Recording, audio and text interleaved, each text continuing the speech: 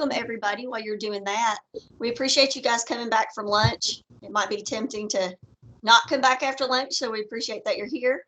Lori Price has been kind enough to join us from Pulaski County Schools to talk about the Youth Mental Health First Aid Program. I have heard for years that the people in Pulaski County are doing great work around this, and finally tracked down who those people are, and Lori was kind enough to join us. So I will turn it over to Ms. Price. Can you see my screen? No, I see just your little icon. Just my icon. Okay, give me just a minute. Let's. Okay. I've got to forget. Can you see Youth Mental Health First Aid now? No. No. Okay.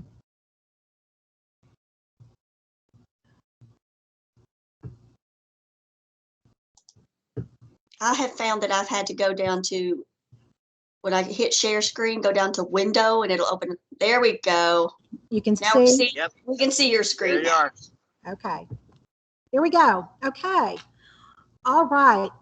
So I just want to introduce myself. Thank you all for attending, and it's great to have you. And I know it's lunchtime, so I appreciate you all being here, and I'll try not to be boring to keep you awake. But I'm Lori Price, and I am in Pulaski County Schools. I fill the role of Coordinator of Student and Family Support Services, which literally means I oversee all our programs that remove non-academic barriers to learning.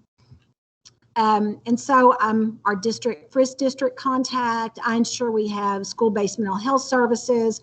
I do all our trainings related to mental health and student supports. I'm over our Parents as Teachers program. I just oversee all those programs that take care of those non-academic barriers to learning. And today, the last 2 days, and tomorrow, I'm training all of our school guidance counselors and our family resource and youth service centers in those hot topics for this year, like trauma-informed care, social emotional learning, PBIS, school-based mental health, threat assessment, all those things. So we've been doing that. And so I'm at lunch. I sent them to lunch so I could present to you all. So several years ago, Pulaski County Schools was selected by KDE to be a part of the Aware One grant. We received a lot of money for 5 years to expand our school-based mental health services, but also to do some specialized training in helping our staff be prepared to recognize and be proactive in recognizing and referring students when they see that they're starting to have problems. The method that they taught us to use is literally called Youth Mental Health First Aid. And so myself and Tammy Roberts, who is the director at Eagle Academy, and Dusty Phelps, who's now at Southeast South Central Co-op, we were the 3 trainers trained in our district to train our staff in Youth Mental Health First Aid. So as I get started talking about this, I feel like Youth Mental Health First Aid is so helpful, and it's become such a wanted and desired training in our district because our staff really need direction on how to recognize mental health issues, how to talk to a child, and what to do. And when I say all our staff, in Pulaski County Schools, it's a requirement that all our staff have Youth Mental Health First Aid. So we have trained bus drivers, we have trained our cafeteria staff, we've trained assistants, administrators, all have to be trained in Youth Mental Health First Aid in our school district. A goal for us in the next 2 years is now there's a new written curriculum called Teen Mental Health First Aid. And Tammy and I are going to go and get trained so that we can come back and we can train our high schoolers in this very similar type of approach, but related to our teens. Because what we often find is that we hear from other youth about struggling youth. That's how many times we get our referrals. So that's going to be what we're going to be focusing on. But I want to say what you're looking at, the picture is literally the front of a book that each person that attends Youth Mental Health First Aid will receive free of charge. Now, I say that they do cost money, but right now the state has another Aware 2 grant, and there are a lot of trainers, a lot of funds out there to pay for these books. And so I just want to say, if you're interested when I'm finished about having Youth Mental Health First Aid in your schools and training your staff, Deborah Souder at KDE is responsible or oversees the youth mental health first aid trainings. She's the one who will schedule a lot of them. She will find presenters, trainers for you. Tammy and I are trainers, and I'm going to agree, Tammy and I and Dusty, we have done so many of these that we just love it, and we have a good time training our staff because, well, I'm a licensed psychologist. I'm a clinical psychologist. Dusty's a clinical psychologist, and Tammy is a licensed clinical social worker.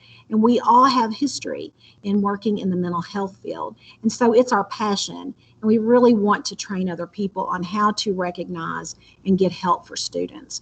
And so it's something we really enjoy. And I think that comes through when we train. So I'm not bragging. I'm just saying we love it. So anyway, so I'm going to describe to you about youth mental health first aid. But first, I want to talk, well, let me give you a definition. Youth mental health first aid is the help offered to a young person experiencing a mental health challenge, a mental disorder, or a mental health crisis. First aid is given until appropriate help is received or until the crisis resolves. And literally, if you think about typical first aid, we're not doctors if we come upon a medical emergency, but we're going to do what we can do to assist until we do get a person that knows what they're doing there to help the child. It's the same process with youth mental health first aid, being taught simple steps and simple interaction patterns, ways of communicating that can help an individual, an adult, know how to talk to a child and also get them the help that they need. And so this is a really good tool. And actually, staff members using youth mental health first aid are actually using what we call a protective factor in helping students that are struggling. Again, it's not teaching to diagnose or provide treatment. It's just giving assistance until those people that can do those things, diagnose and provide treatment, they come along to help.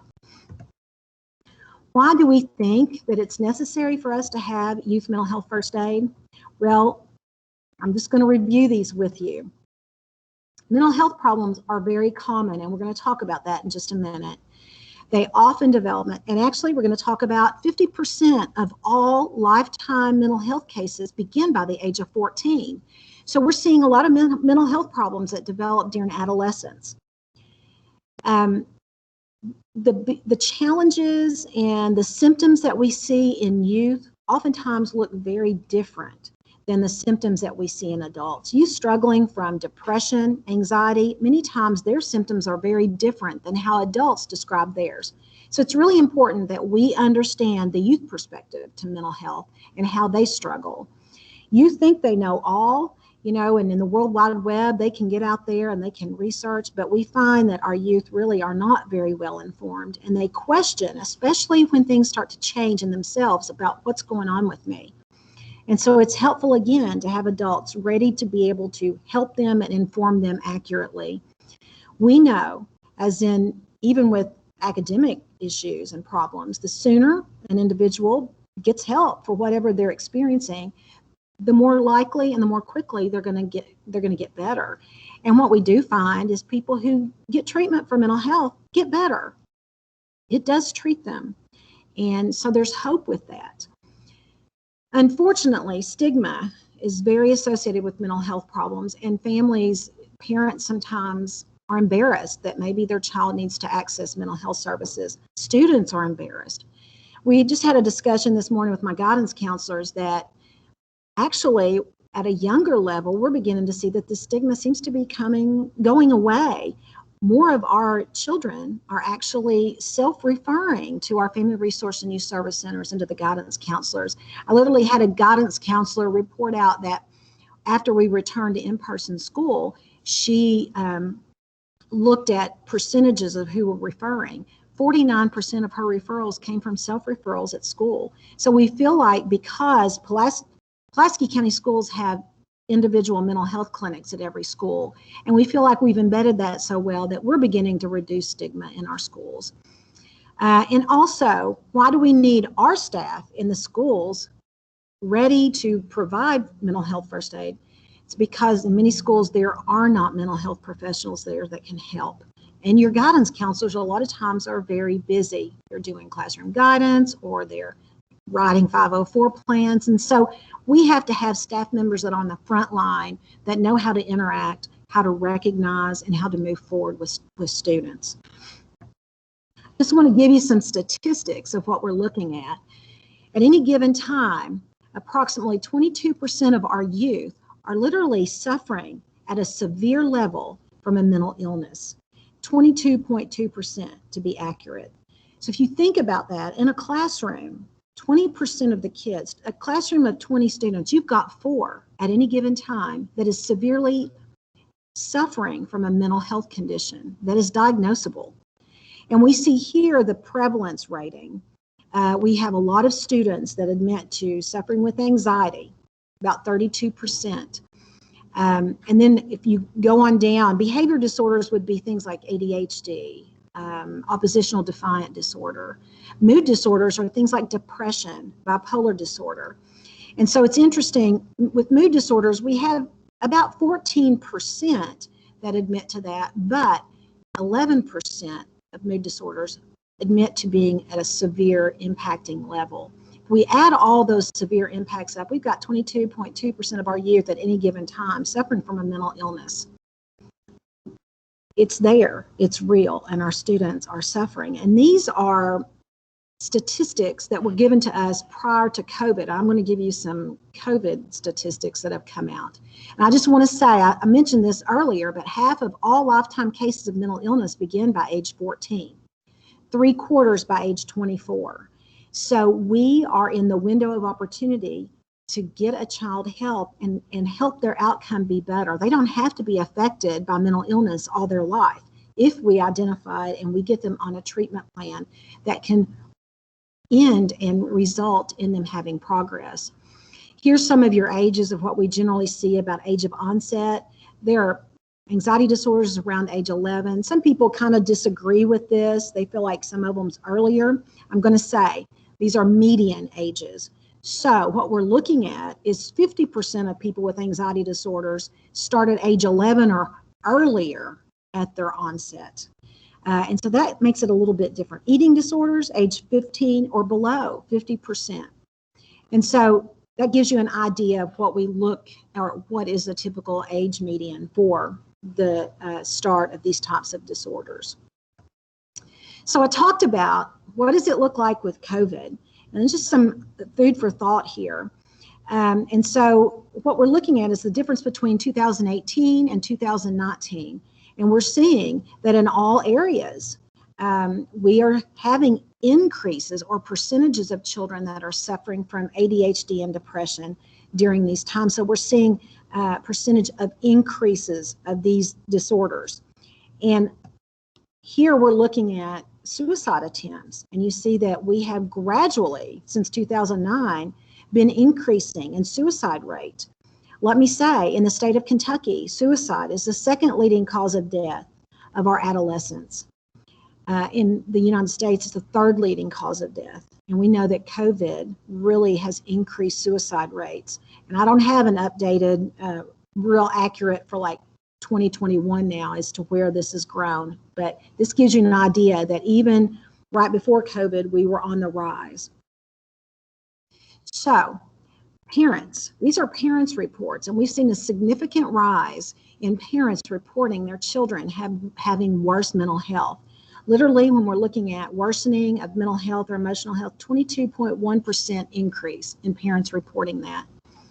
And it's interesting, you know, we now are mandated to have schools that have trauma-informed care focuses and have district plans. If you notice, 9.2% increase in parents just saying that their child is showing symptoms of psychological stress. A lot of times that's where we see that trauma, the trauma of being home for a prolonged period, the trauma of an inconsistent structure, of not having relationships and being socially isolated. So just some percentages here for you to think about. Here's a shocking percentage. Of all those increases that we're seeing a significant decrease in mental health utilization. It has dropped significantly. So students are no longer, some are still getting their mental health care, but it's significantly dropped. And so that's a concern. When school starts back, we're having students come back to us. I will say we started back last year in Pulaski County Schools, and 95% of our elementary students came back to school. So we feel really confident about being able to meet their need. But we had at the middle school level about 65% return, and our high school level 45% return. And so we're really concerned about, because this year is, the expectation is everybody's supposed to be back in person. And so we're concerned about meeting those needs, because we know we have kids coming in with complex trauma that have not been utilizing mental health services. And so we're really gearing those things up to get ready to meet those needs when the students get back. So what does this mean for schools? And I'm just going to pull out here that 2021 and 22, I know we're all stressed about the academic regression that we've seen in achievement for our students. But in order to have that academic achievement, we're going to have to focus on their social, emotional, and mental health needs. It has to be a focus. And we have to, and now we're mandated, but we're going to have to put our trauma lens on. It's no longer, what's wrong with you. It's literally what has happened to you. And more importantly, what's happened to you during the COVID. What have you experienced? How can you as a person, and how can your school help you? What can we do to help strengthen your social, emotional, and mental health needs? What can we do to get you back on track? And something that is absolutely important when we think about trauma lenses and getting back into the groove and helping our students, the best thing that we can do is provide those relationships, build relationships with our students, corrective relationships. That's a strong protective factor.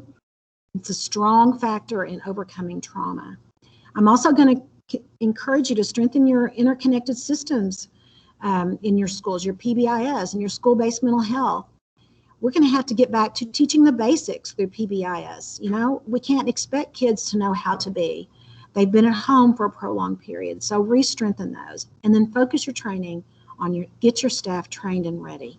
Get youth mental health first aid to your staff. Teach them how to do that. Teach them how to handle threat assessments. Remind them that they have a duty to report, because children have been home. There's been a huge drop in the number of reported child abuse cases. Is it because child abuse went down? No. It's because kids didn't have anyone to report for them. And part of trauma-informed care is to ensure that our children are feeling physically but also psychologically safe. So make sure your staff are ready for bullying and harassment training. And what we have really seen since kids have been home is the bullying over social media has really skyrocketed. So just prepare them and train them. And then I also want to just encourage you, we talk about mental health for our children. Prepare to support your staff in their mental health. In Pulaski County Schools this year, our goal is re-engagement. We got to re-engage our students. We want our students to come back to school and love it. So we want to increase joy in our school. We want them to have fun in school. And so we've been planning with the guidance counselors the last day and a half. How are we going to incorporate things throughout the day that teach regulatory skills like deep breathing and mindfulness, but also fun? Can we take 10, 15 minutes out of a high school schedule during the day to allow socialization, walk around and see your friends? How can we make our schools fun again and make our kids want to be there? So I'm just kind of running down some things before I get really into youth mental health first aid. Just food for you to think about. What is youth mental health first aid? What is the action plan? And literally, it falls around the acronym of ALGE.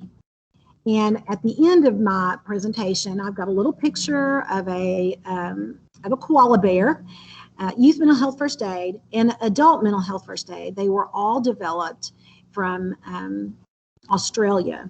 And so we have a little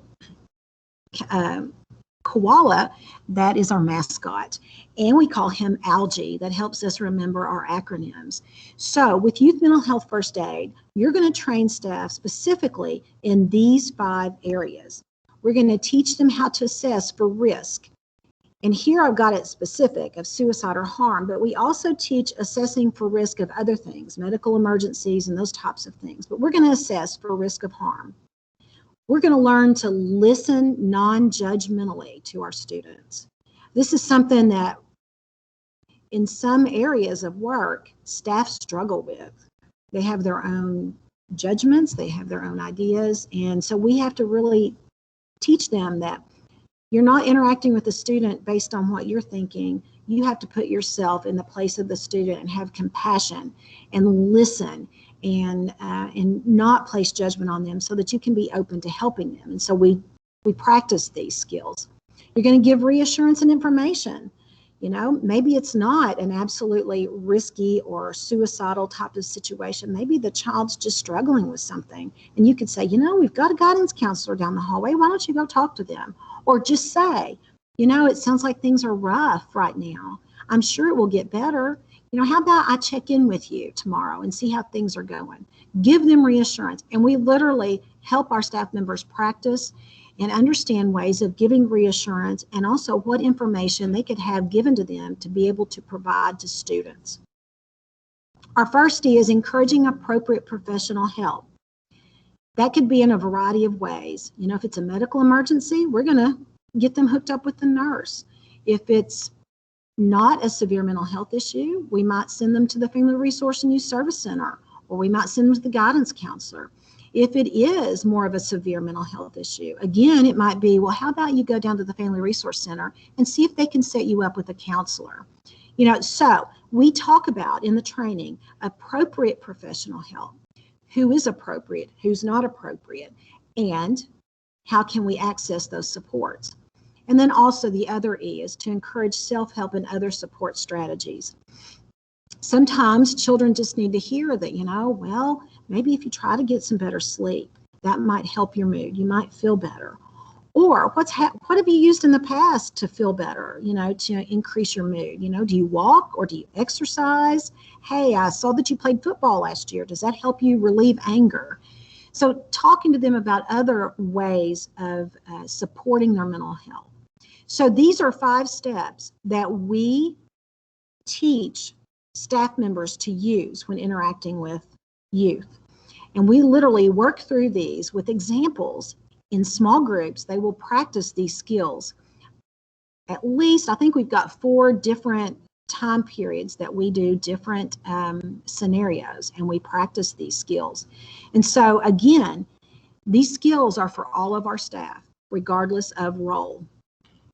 I do want to highlight a few things that I think is important that we're teaching with Youth Mental Health First Aid that I feel like your staff need to know before school gets started. We've got to think about risk factors that put our youth at high risk for mental health issues. And right now we've got students coming back after going through a lot of stress, trauma, maybe even abuse. So just the change in how life has surpassed here lately. You know, we've not had consistent schedules when kids were learning from home. They may have come to equate anxiety with home because they were doing schoolwork at home. They're coming back to school not used to the consistent schedule and having to readjust to that. We've got kids who've gotten used to staying up all night, playing games. And this is all the things that we've got to be aware of so that we can start to meet their needs when they come back. So it's always good to review with your staff members risk factors and remind them that we've got youth with lots of risk factors. And as risk factors increase and the number of risk factors that they have, then we see more serious side effects. And I'm not going to share these with you, but again, this is an example of things that we teach your staff through Youth Mental Health First Aid. What are signs that you could tell a child may be having a problem? This, of course, is physical signs. And again, with physical signs, we tell them, don't jump to the idea that a child is having a panic attack. They may literally be having a heart problem. Send them to the nurse. But we review these things and we talk about options for physical signs and symptoms.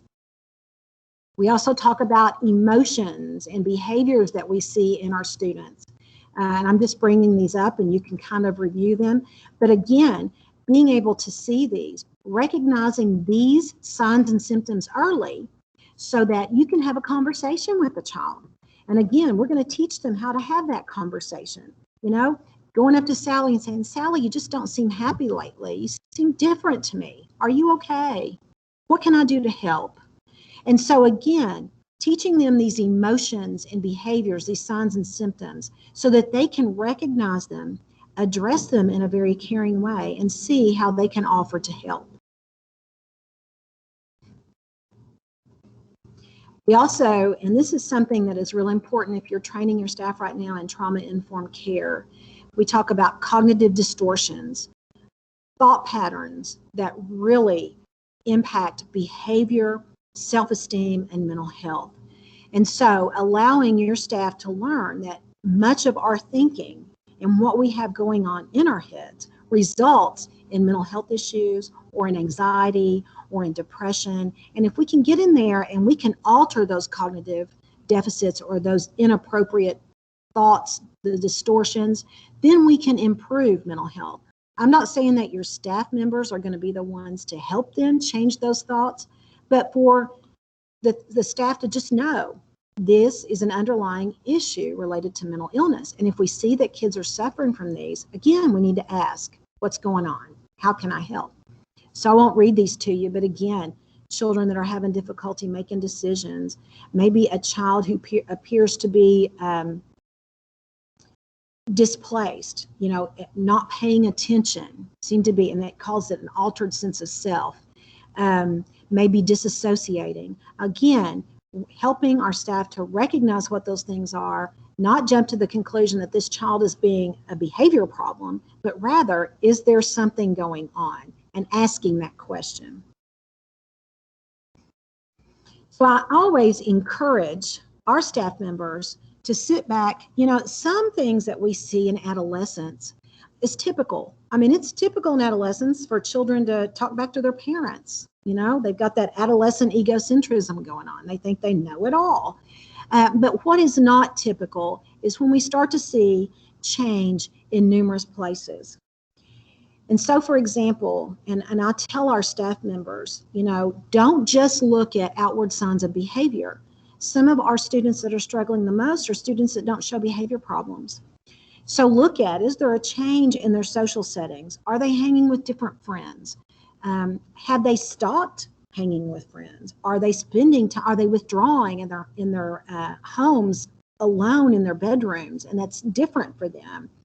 In school, do we see an academic decline when this student's really been an A-B student, but all of a sudden we've got C's and D's? What's going on? Are they missing school? Are they truant?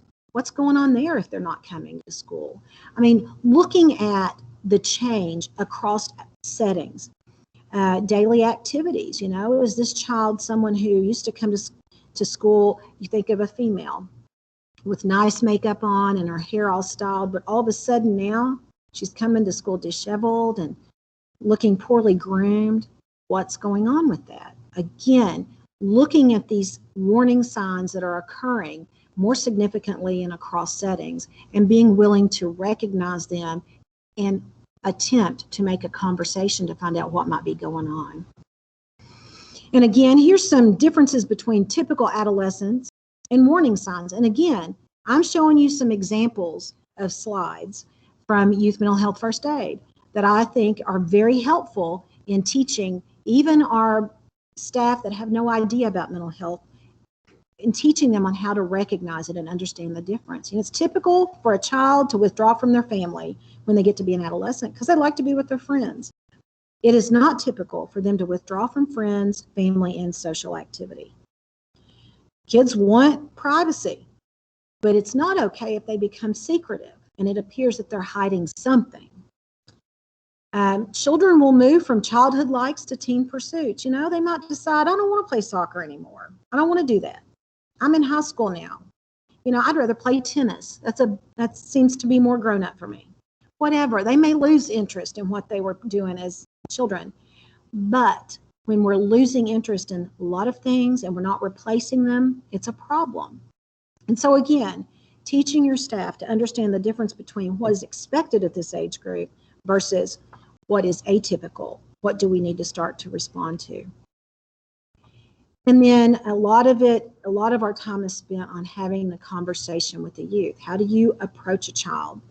How do you talk to them? How do you open the door of concern? How can you say, how can I help? What can I do to help you? And so we practice that. We go through how to listen, how to open up that conversation. And literally, here's an example of a screen that we use to help them practice having conversations with youth. Bringing this up because this goes back to A, assess for risk of suicide or harm. And I wanted to show you these screens because I spend a lot of time.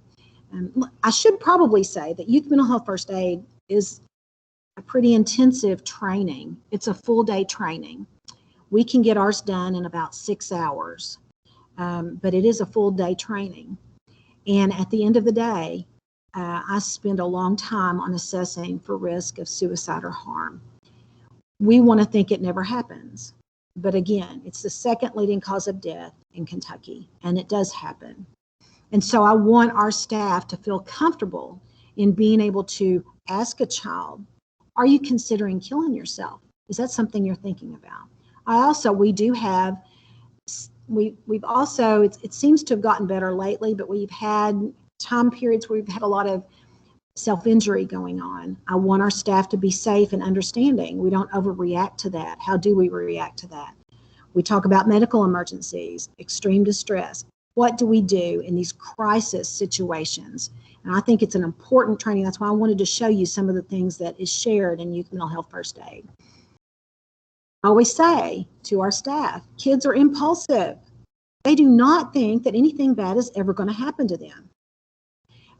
They're not aware of time. And all these things put them at risk, this impulsivity, the idea that I can drive 100 miles per hour and never have a wreck. It puts them at a high increase for risk of self-harm. Anytime a child is using alcohol or drugs, it even doubles their increase of risk. Influence of peer groups. When you have children that are influenced by peer groups and they're involved with peers that are doing dangerous things, risks are increased. And so we talk to them about what are signs of kids that may be suicidal. And literally we talk about these things. We also talk about, teachers oftentimes will find it in writings that they've written in English class, or we'll have other students come to us and talk to us about their concern about their friend. So we talk about what do we see in signs of kids that may possibly be suicidal. And again, here's some of these signs, and I always caution about alcohol and drug use. That almost makes things double the risk. So I want to say something I do stress myself, and I think if you are training staff in your school systems, it's important that you assess it or you stress it. I stress to our staff, it is never okay to recognize that you have a student that could be at harm, either a suicidal harm or homicidal harm, and you sit on that. As soon as you become aware that you have a student that could be in danger in some way, you need to notify the higher ups. If you can't leave your classroom, you don't wait till your planning period. You get on the phone, you call a guidance counselor, you call your principal and you say, I just got this turned in English and I just saw it and the student has just left my room. When we allow things to be put off, we put ourselves in liability, and I make that very clear to all our staff members. I tell our bus drivers, if a child is on your bus and they threaten to kill themselves and you let them get off that bus and you've done nothing about it and they walk in that house and they kill themselves, you're liable for that. And so I talk to them about as soon as you become aware of a child that could be suicidal or homicidal, notify higher ups because we've got to work on that. We have got to get supports in place. We've got to notify the parents, and we're going to need to determine, is this a child that needs to be in the hospital or needs further care? So I always stress that at this point. We don't take the idea of suicide or homicide lightly. We address it immediately. And literally, we spend time in the session or during the training practicing asking the question, are you thinking about killing yourself? We don't beat around the bush, oh, you're not thinking about doing anything bad. No, we practice laying it out there. Are you thinking about killing yourself? And there's other questions that we follow up with that we have them practice with, but this is part of the training. And it's a really difficult question for most of our staff to ask because it's hard. It's hard to visualize the idea that youth are thinking about that. It's hard to accept that it does happen. And it's just hard to enter into that conversation. And so we have them practice it. I remember one of our early trainings that me and Tammy and Dusty did when we were training all of our administrators, including our guidance counselors. And the next day, I got an email from one of our guidance counselors at our middle school. I am so glad that I participated in Youth Mental Health First Aid yesterday because I had to ask the question today. And it was so much easier. That's the first time I think I've ever had to ask that question. And I was able to say it. I was able to ask that child if they were thinking about killing themselves. And what we find is the more comfortable we are in asking that question, the more comfortable youth are in sharing with us. And so I was really glad to get that feedback. And it was from a guidance counselor. So we know if that's hard for a guidance counselor to do, I'm sure it's hard for a cafeteria staff member to do. And so it's really good for them to have this opportunity to practice this skill. There's other questions that we encourage them to ask. I will say, again, if they've been using alcohol or drugs, the risk for suicide or homicide is greater. If they've made a suicide attempt in the past, again, suicide risk is stronger. And if they had a family member, a friend, or a hero die by suicide, it increases their risk for suicide. So just some risk factors there. We also talk to them about what do you do when you know you have a child that could be at risk. And so we talk about not leaving them alone, making sure there's a safety contact, all these things. But again, this is all part of the training. These are just examples that I'm showing you. I want to open the door for questions, but I want to, as we're moving into a new school year and we're thinking about the things that we're facing this new school year, some protective factors. And I want to say there's a lot of protective factors that we can put in place in the school. Anywhere from, again, having consistency, having consistent rules, consistent schedules, because again, children will feel safe, psychologically safe to be back at school and things be predictable.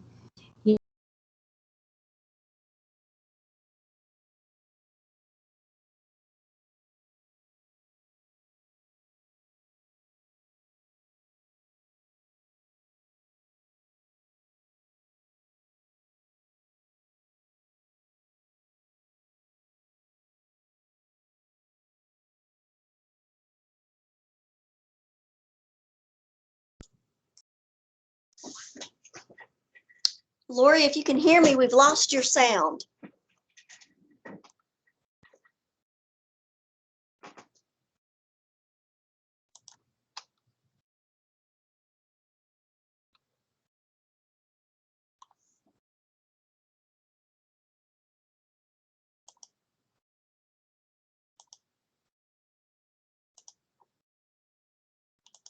Hey, Mark. Oh, okay, I think our sound has come back. It was out for a little while, Lori. I'm not sure if that happened on your end or what. I have some leftover from breakfast I can eat. Just get yourself something somewhere. And if you can get. Now, Lori, I'll need you to unmute yourself if you're still there.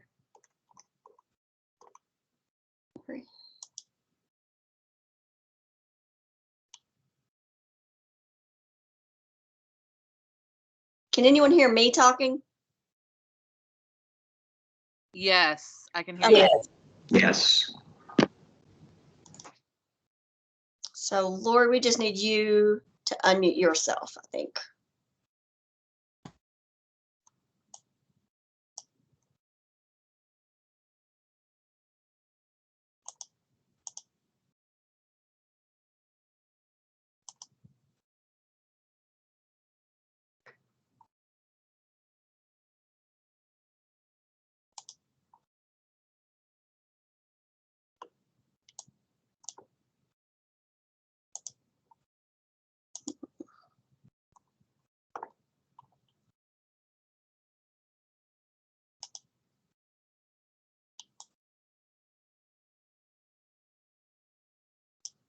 Bear with us just a minute, folks. We'll get it worked out.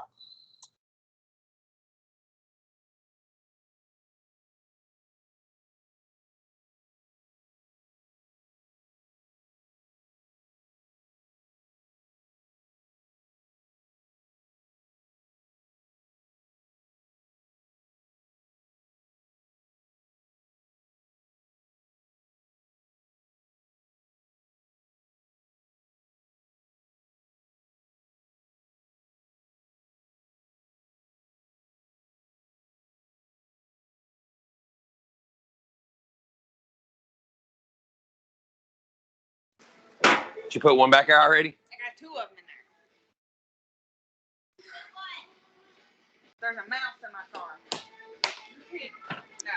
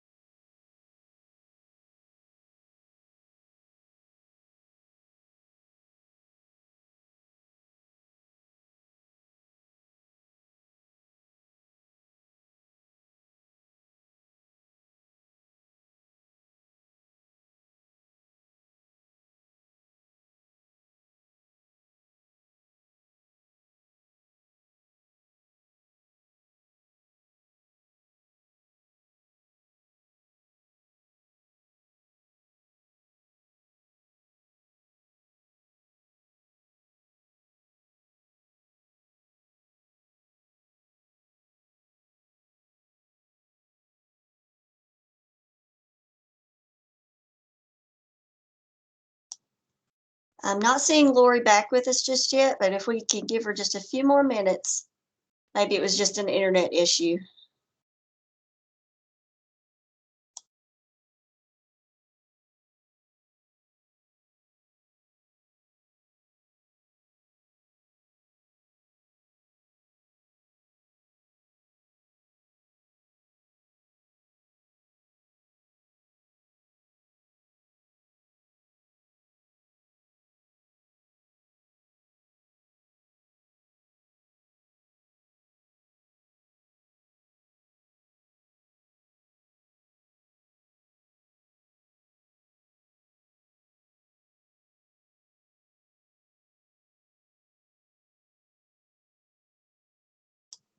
I'm curious while we're waiting, have any of you had mental health youth mental health first aid provided by your district?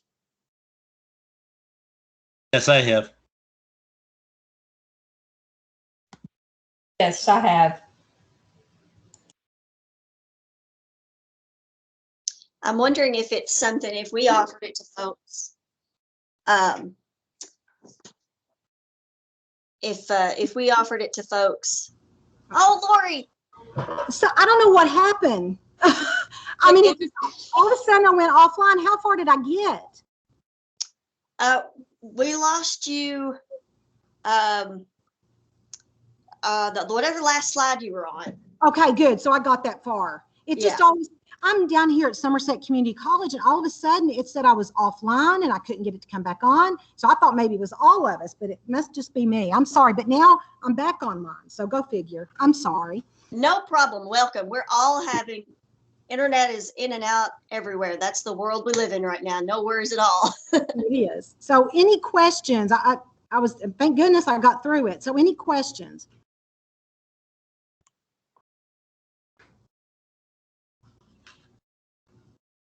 Did I interrupt a conversation? It sounded like you all were talking.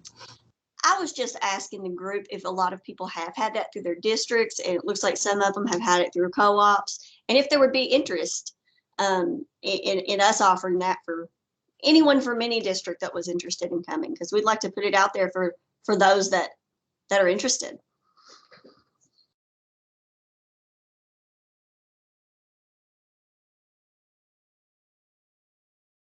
Looks like Greg has offered it. Okay.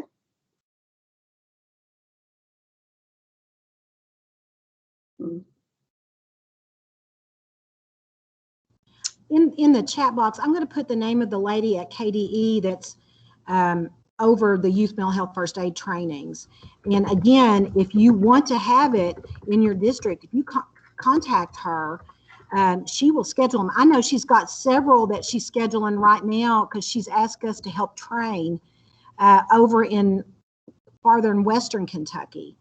And so there's a lot of districts that are asking for this. And so it's Deborah Souter at KDE, and she can plan it for you. And again, I'm going to tell you, there is money at the state level at KDE to support youth mental health first aid training for the books. And I've got the book here. It's, to give you an idea, it's a substantial book. It's got resources in it for all, I mean, every type of mental illness, every type of resource.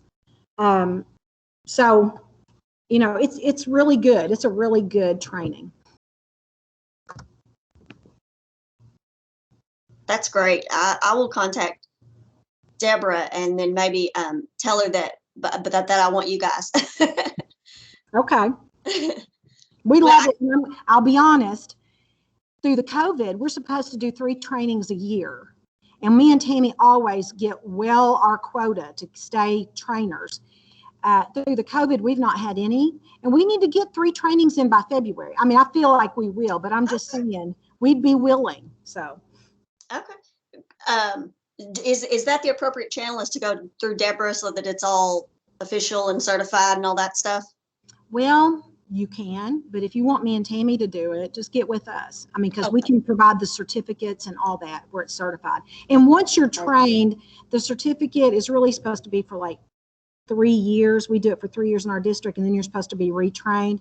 But again, individuals that, you know, have had it, and I use this as the refresher course that they have to have every 2 years, that 1 hour face-to-face suicide training that some of our teachers have to have, some of them. I use a shortened version of this just to remind them of what they've learned. And so, you know, it can be used in a lot of ways. That's great.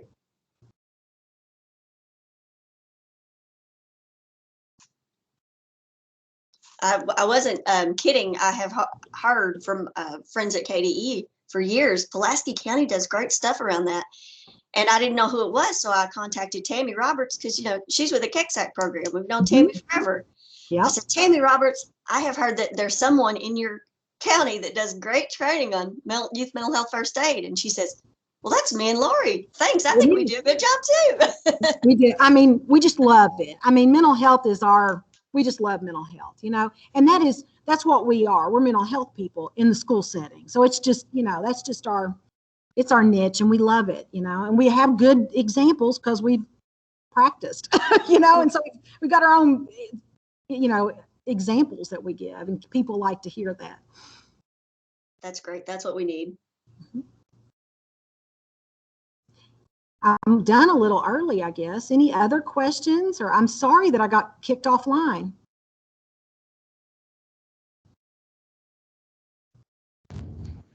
I'm sorry, I could not get online until just now. So I've missed almost the whole thing.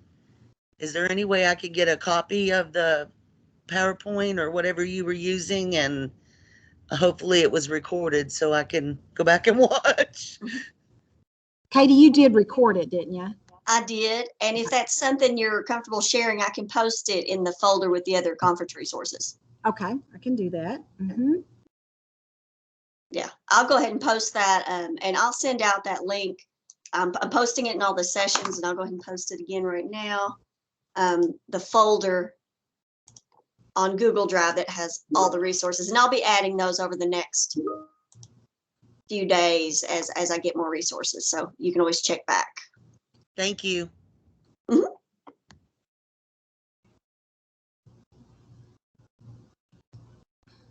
Any other questions?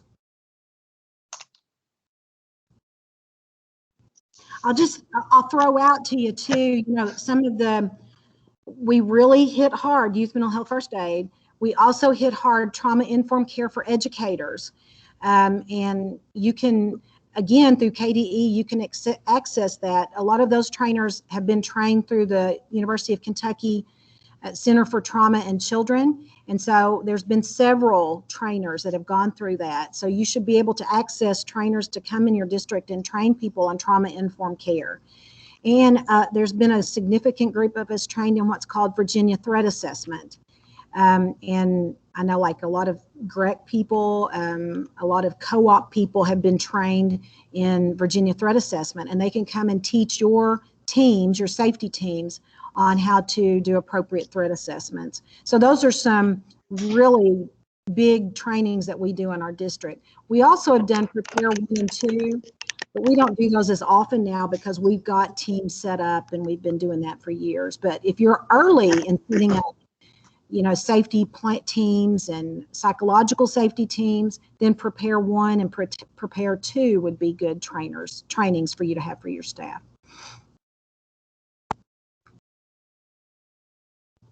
That's great information. Thank you. Well, we are happy to hang around for more questions if anybody has them. And if not, we can wrap up a few minutes early and you can have a little bit more of a break.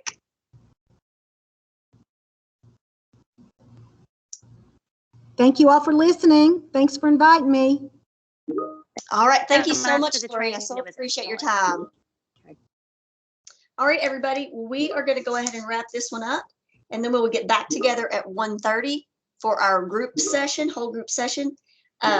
We've got a brief SACSA Awards ceremony at the beginning of that, and then we're going to have the pockets change session that Ronnie discussed with you this morning about teaching financial literacy as an act of social justice. So we're looking forward to that, and we'll see you soon. Thank you all.